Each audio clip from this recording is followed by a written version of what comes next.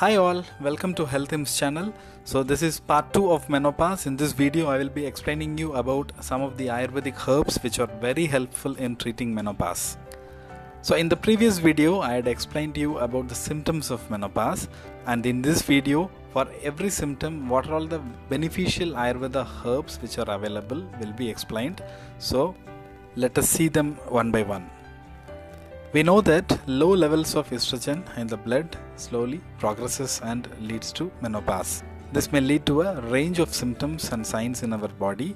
One such thing is hot flashes, and the best herb which can be used in this case is Shatavari, which is called as Asparagus racemosus in Ayurveda. The tubers of Shatavari are rich in phytoestrogenic content, and so it helps in a range of symptoms in menopause. The next symptom is weakness of bones and joints, and sometimes it may lead to osteoporosis. So the best herb which can be used in this condition is Hadjod or Asti Shrinkala in Ayurveda, which is botanically identified as Cissus quadrangularis. So this Hadjod is rich in ketosterones, and these ketosterones stimulates the osteoblastogenesis in the body. This plant is usually cooked in southern parts of India. If at all it is taken regularly, it will help in strengthening the bones after menopause.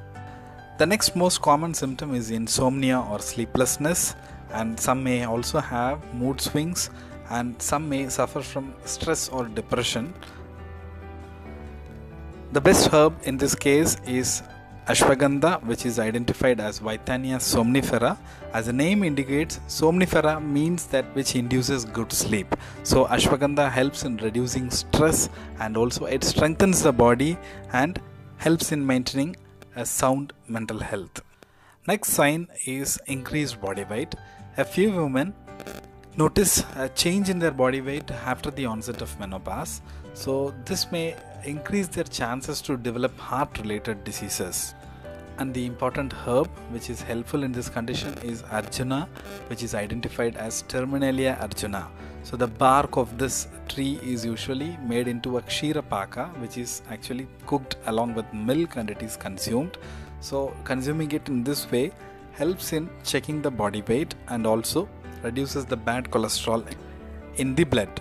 Also, Arjuna is a source of calcium, which will also help in strengthening the bones and joints. Next thing what we usually observe after menopause is hyperpigmentation of the skin, or there may be formation of wrinkles on the face.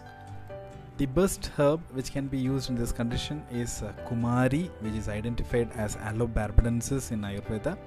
So this herb can be used externally on the skin, so this will help in decreasing the wrinkles, and also it will helpful in hyperpigmentation.